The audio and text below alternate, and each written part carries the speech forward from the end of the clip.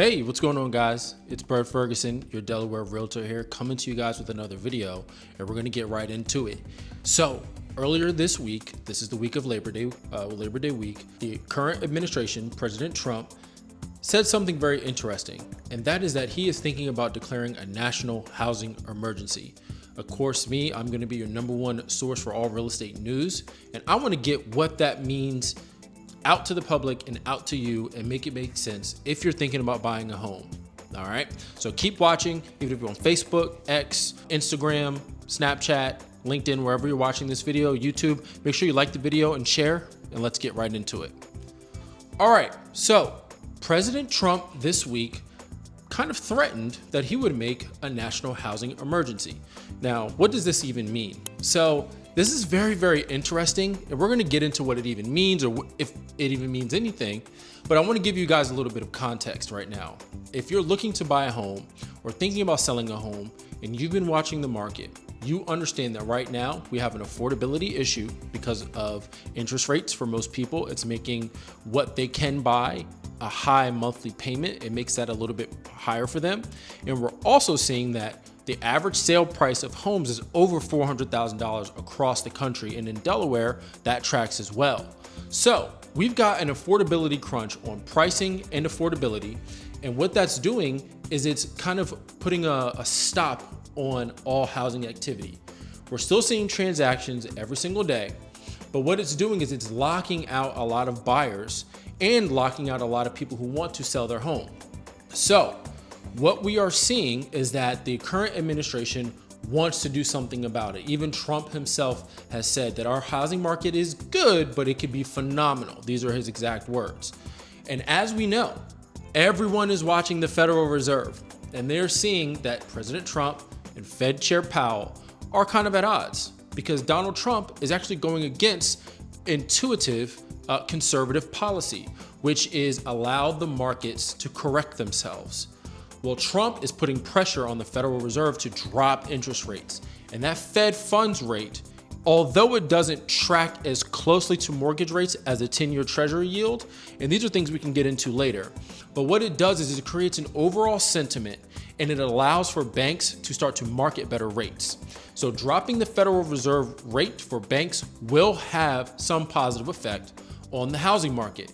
Well, Fed Chair Powell is really holding on to his guns on not dropping those rates.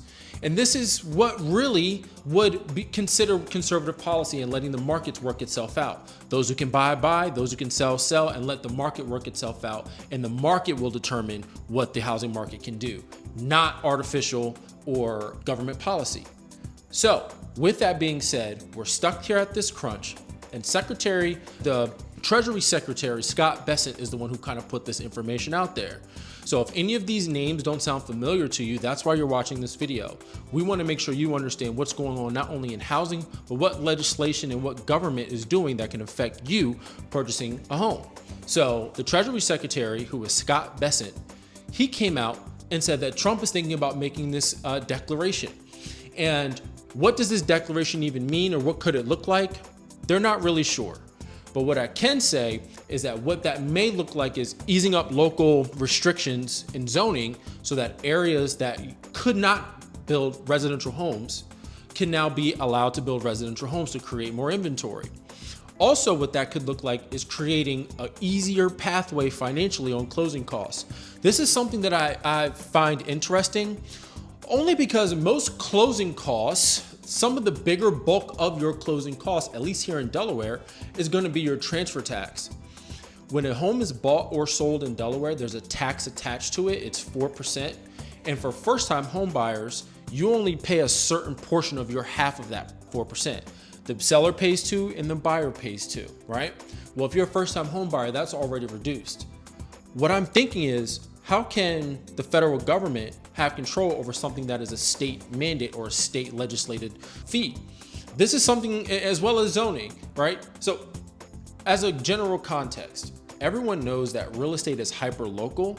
So the federal government saying that they want to create a national housing emergency, that brings attention to the situation, but I don't think it moves the needle on anyone who wants to buy or sell a home this or next year.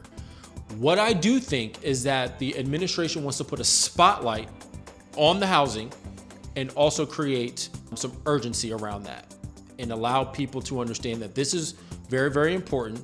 And really, it's maybe a warning to Fed Chair Powell that we need to drop rates. So if rates do drop, it'll be a short-term fix, but in the long term, on a macroeconomic scale, dropping rates may not be the best thing for our economy. But I'm not an economist. That's just what I think. So rates, national housing emergency, these are things that are going to be in the news a lot right now. If you guys want more information on this, let me know. But Trump's national housing emergency mandate, it's not official yet. It's in the rumblings.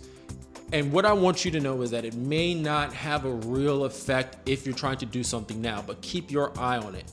And what that could mean is it could lower closing costs, maybe a strict policy where nationally they can say that FHA closing costs are reduced or covered by banks or something of that nature, which again is against conservative policy.